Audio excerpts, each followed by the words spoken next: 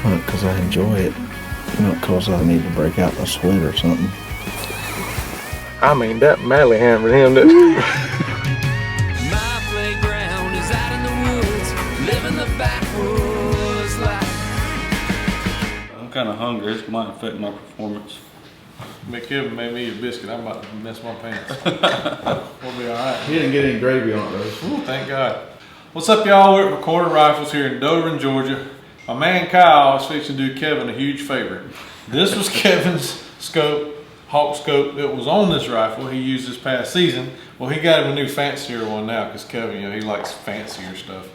And Kyle's going to show us how they set their scopes up on the rifles right here in the factory, pretty much. We got this nice studio here with all these big bucks. Yeah, we don't get to shoot my stuff like that, do we, Kyle? I don't think I do either. All right, so it's nothing fancy. We got Tally lightweight rings here. That's what we like to use. This is just a jig to keep it level and keep it sturdy. We got 3 support systems here. Got the rifle all straight mounted. We're gonna put the rings on first.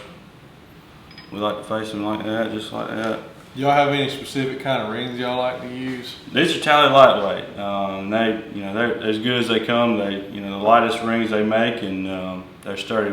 We put them to the test. So these are 840 style screws. That's a little bit of Loctite. We're gonna put these on there. Get them hand tight. Because we know Kevin needs all the help he can get. That's right. Just saying. I mean, the equipment's gonna be spot on.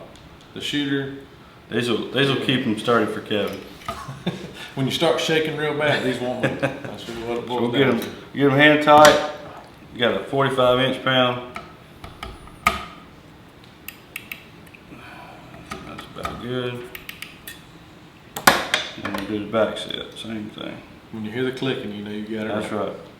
And that's just 45 inch pounds. I can usually get them pretty close just by doing it all the time, but it helps to have those.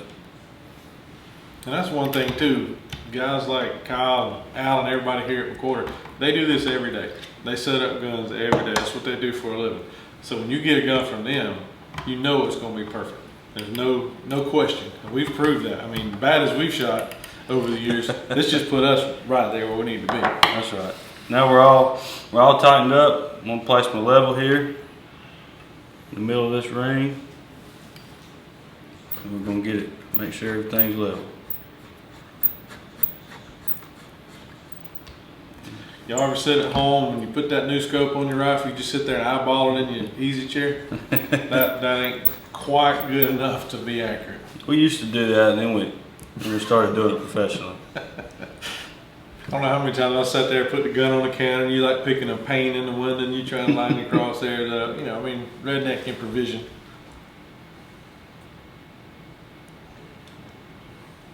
All right, so now we got the bases all level with the bore.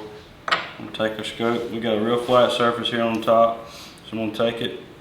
I'm gonna get it exactly 11 inches from the butt of the stock. I just know that by. Now, how did y'all come up with 11 inches? Is that just what kind of y'all recommend? I'm going to make sure it's 11 inches is not tall as that. Time out. We gotta go here and find a tape measure.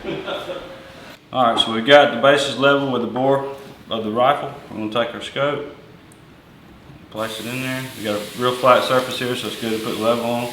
I'm going to make sure this is 11 inches from your eyepiece to the end of your butt stock. Okay, why'd you say 11 inches right there? 11 inches is standard for a 13-inch length of pull, which is standard on most rifles. And Kevin's scope on his last gun was 11 inches, and it seemed to work all right. So that's what we're going to do on this one. So now we got it level. We're going to place these top pieces on, the screws in them. And then I'm just going to go back and forth on tightening. We're going to go top left, back right, top left, back right. Just try to get our gaps good and even. Just make sure that top bubble level isn't moving. And that's just to get the same pressure Right. on each of those screws. And of course, I'll go back with a torque wrench, just make sure everything's good.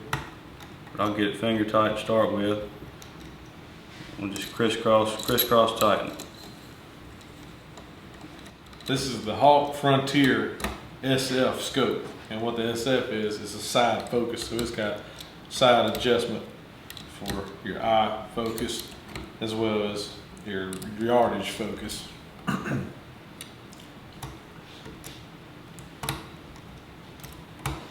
We know Kevin's got to have on a fancy latest greatest. And the difference between the scope Kevin had on from Hawk and this one is this has the exposed turrets. So when he's out in the field, he can make the quick adjustments. Everybody here at McWhorter, when they send out a new gun, you get your, basically we call it a cheat sheet or your dope on your gun. So you know how many clicks at what yardages to put this gun right on the bullseye. And that goes all the way out to 1,000 yards.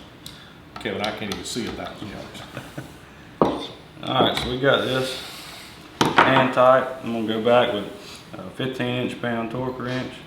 I'm just going to make sure it's good and tight.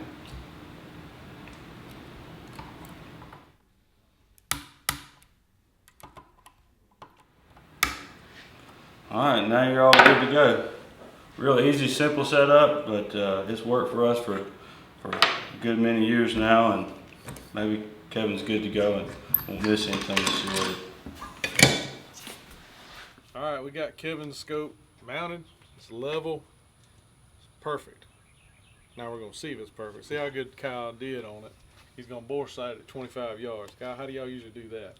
It's not a real complex procedure, but we just there's all kind of different bore sighting tools you can try. But all we like to do, take your bolt out. You know, start with your bolt in, take it out.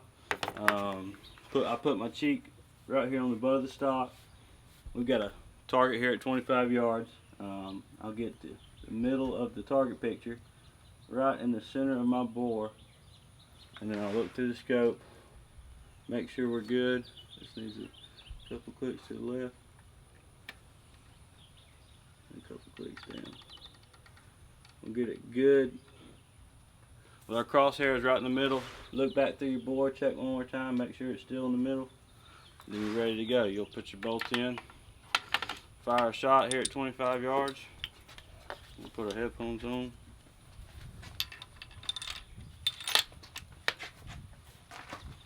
Safety's off.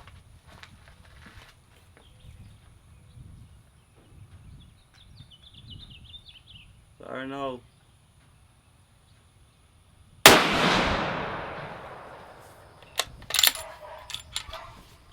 So you'll take this at 25 yards, you'll quadruple your clicks at 100, and take another shot at 100, and you're good to go. Easy as that.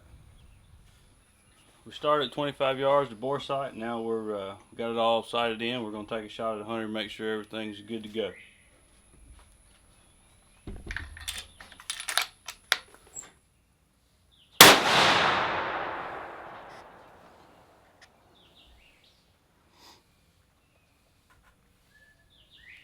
Alright, so we're about an inch high at 100, so we got a 200 yard zero, and that's what we want, so we're all good. Most scopes are 0.25 clicks, so you know if you need to go an inch high, you need 4 clicks up, 4 clicks down, and most of them are 0.25 clicks to the left and to the right as well. So each click is a 1/4 inch click, so you're an inch high exactly at 100. If you wanted a 100 yard zero, you'd click it down 4 times, and you'd be ready to hunt. And this gun you got set up 1 inch high at 100, so that's going to put it pretty much zero at 200, right? Right. Yep. Is that for most calibers, or? Yeah, depending on velocities and bullet weights and ballistic coefficients, depending on what caliber you're shooting. Most guns are inch 2, something like that, but this one should be good. Dead on 200. It's going right at 3,200 feet a second. Maybe we got it set up where Kevin can hit something now. Maybe so. You know, we'll let him try it out. Maybe what? Need to get him to shoot it a couple of times, make sure it's good for him too. So Maybe we got it set up good enough for Kevin, so we'll let him shoot it a couple times. This is his gun, you know. Make sure he can hit something.